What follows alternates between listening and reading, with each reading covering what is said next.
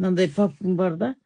Осы папканың ішіне мен бүкіл ою өрнектің бәрін осы жерге жинақтаймын. Мына бұрынғы тоққан кілемдерімнің жан жағына салған ою өрнектердің бәрін осы жерге салып қойғам. Мысалы мынандай. Мынандай әртүрлі ою өрнектің бәрін салдым. Және мынандай шоколадтардың сыртында ою өрнектер керек болып қала ма деп жинағам. Содан кейін мына кітаптардан көрген ою өрнектердің бәрін осындай ойып, бәрін осылай салып қойғам, міне жинақтап бір папканың ішіне. Кез келген уақытында ою керек болған кезде осы оюларды алып пайдалана берем.